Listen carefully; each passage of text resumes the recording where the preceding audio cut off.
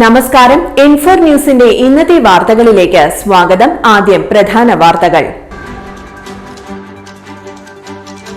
സംസ്ഥാനത്ത് കനത്ത മഴയ്ക്ക് സാധ്യത. തൃശൂർ ഉൾപ്പെടെ 3 ജില്ലകളിൽ നാളെ റെഡ് അലർട്ട്. തൃശൂർ തീരത്ത് 2 കിലോമീറ്ററോളം നീളത്തിൽ കടലിൽ ഇളം ചുവപ്പ്. ആശങ്കയുയർത്തി തീരക്കടലിൽ കടൽ വെള്ളത്തിന് നിറം മാറ്റം. അപ്രതീക്ഷിത പേമാരിയിൽ ചാലക്കുടി പുഴയിലെ ജലവിതാനം ക്രമാതീതമായി ഉയർന്നു.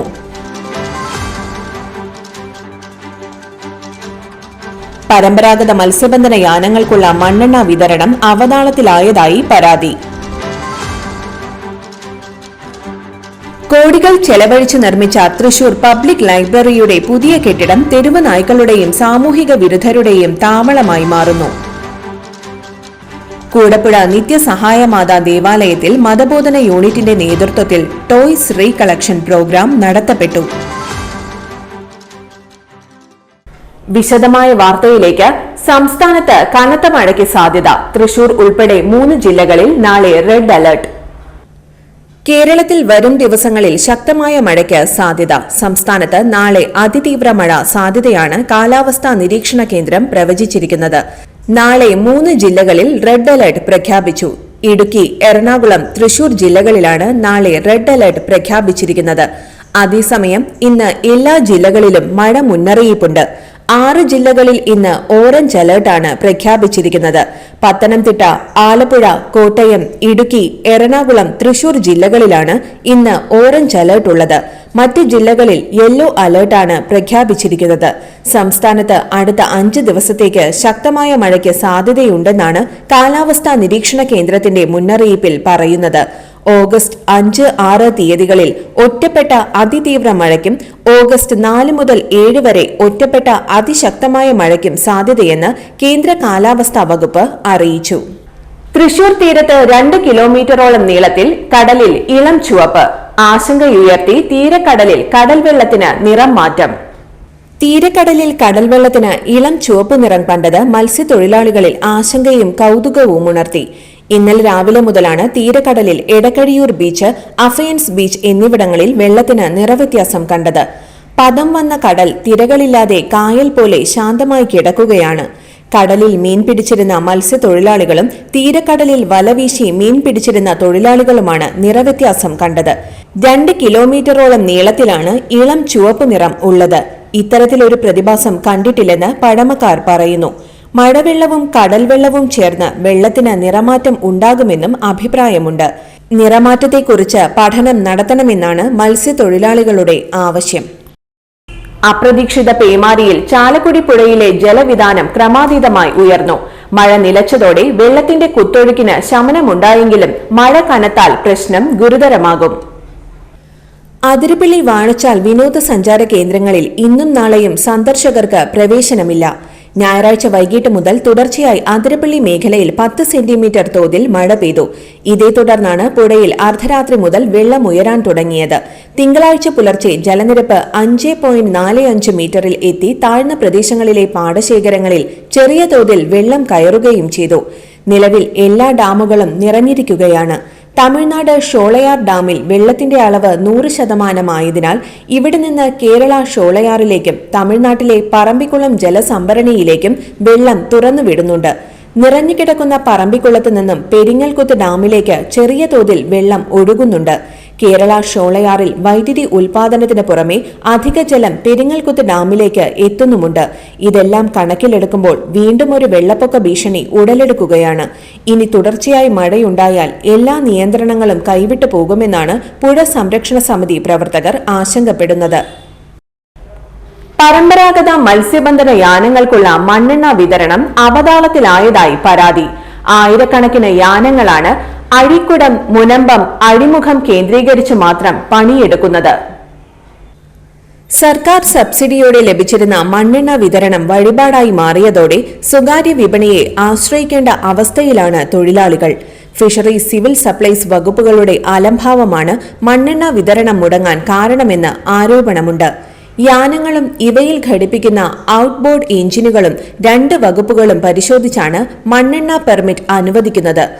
10 HP മോട്ടോറുള്ള യാനത്തിന് 129 ലിറ്റർ, 10 മുതൽ 15 HP വരെ 136 ലിറ്റർ, 15 HP മുകളിലുള്ളതിന് 180 ലിറ്ററാണ് പ്രതിമാസം മണ്ണെണ്ണ വിഹിതം.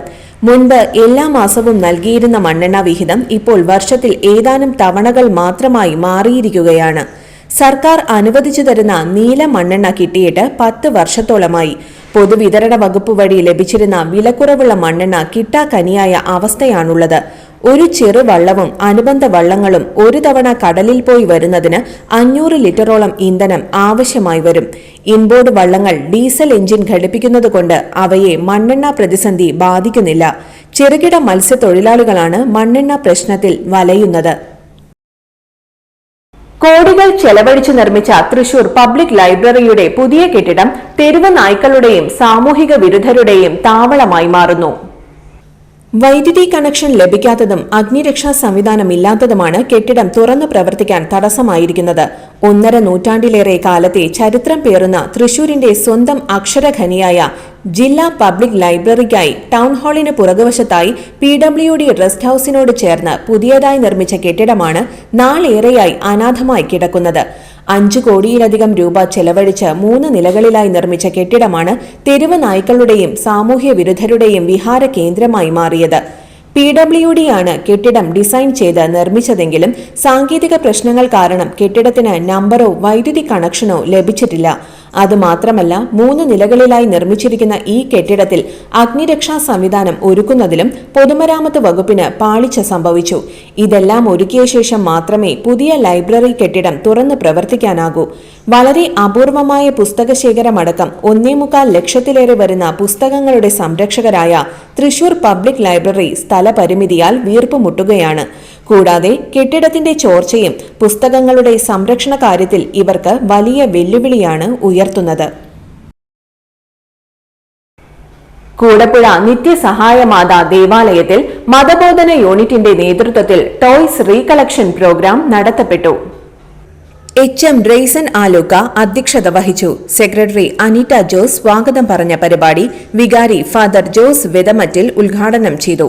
കഴിഞ്ഞ കുറെ നാളുകളായി മതബോധന വിദ്യാർത്ഥികൾ ശേഖരിച്ചിട്ടുള്ള ഉപയോഗപ്രദമായ കളിപ്പാട്ടങ്ങൾ ഇടവകയിലെ നാനാജാതി മതസ്ഥരായ കുട്ടികൾക്ക് വിതരണം ചെയ്തു. കൈക്കാരന്മാരായ ജോബി ചെതലൻ, ബിജു കരിമാലിക്കൽ, അലക്സ് മുള്ളങ്കര, PTA പ്രസിഡന്റ് തോംസൺ ചെതലൻ, കേന്ദ്രസമിതി പ്രസിഡന്റ് ലാലിച്ചൻ കാരിക്കൂട്ടത്തിൽ, മതബോധന assistant HM Baby Thomas, Baby David, Joseph Moolan, Jacintha Francis, sister Rosy SABS, school leader Thomas Joby, Nora Raison എന്നിവർ ആശംസകൾ അർപ്പിച്ച് സംസാരിച്ചു. ഇന്നത്തെ സ്വർണ്ണവില നോക്കാം. ഇന്നത്തെ സ്വർണ്ണവില നിങ്ങൾക്കായി സമർപ്പിക്കുന്നത് ഇവാനിയ ഗോൾഡ് തൃശൂർ. നിങ്ങളുടെ പഴയ സ്വർണ്ണാഭരണങ്ങൾ ഉയർന്ന വിലയ്ക്ക് എടുക്കപ്പെടും. ബാങ്ക്, ധനകാര്യ സ്ഥാപനങ്ങളിൽ പണയം വെച്ചതോ കൈവശം ഉള്ളതോ ഏതുമാകട്ടെ, നിങ്ങളുടെ സ്വർണ്ണാഭരണങ്ങൾ എടുത്തു വിൽക്കാൻ ഞങ്ങൾ സഹായിക്കുന്നു. 100% വിശ്വസ്തവും സുതാര്യവുമായ സേവനം ഞങ്ങൾ ഉറപ്പു നൽകുന്നു. ഇവാനിയ ഗോൾഡ് തൃശൂർ. സ്വർണ്ണവിലയിൽ മാറ്റമില്ല. ഗ്രാമിന് 9,290 രൂപ, പവന് 74,320 രൂപ. ഇന്നത്തെ കാലാവസ്ഥ.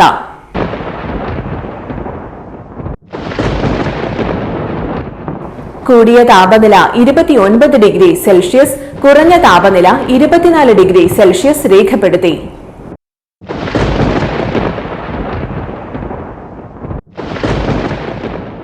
പ്രധാന വാർത്തകൾ ഒരിക്കൽ കൂടി. സംസ്ഥാനത്ത് കനത്ത മഴയ്ക്ക് സാധ്യത. തൃശൂർ ഉൾപ്പെടെ 3 ജില്ലകളിൽ നാളെ റെഡ് അലർട്ട്.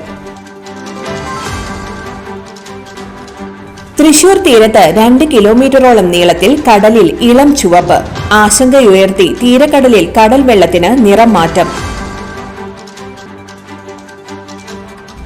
അപ്രതീക്ഷിത പേമാരിയിൽ ചാലക്കുടി പുഴയിലെ ജലവിധാനം ക്രമാതീതമായി ഉയർന്നു.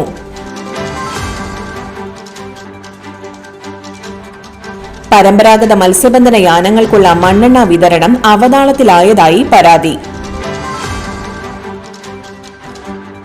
കോടികൾ ചെലവഴിച്ച് നിർമ്മിച്ച തൃശൂർ പബ്ലിക് ലൈബ്രറിയുടെ പുതിയ കെട്ടിടം തെരുവ് നായ്ക്കളുടെയും സാമൂഹിക വിരുദ്ധരുടെയും താവളമായി മാറുന്നു. കൂടപ്പുഴ നിത്യസഹായമാതാ ദേവാലയത്തിൽ മതബോധന യൂണിറ്റിന്റെ നേതൃത്വത്തിൽ ടോയ്സ് റീകളക്ഷൻ പ്രോഗ്രാം നടത്തപ്പെട്ടു. ഇതോടെ ഇന്നത്തെ വാർത്തകൾ പൂർണ്ണമാകുന്നു.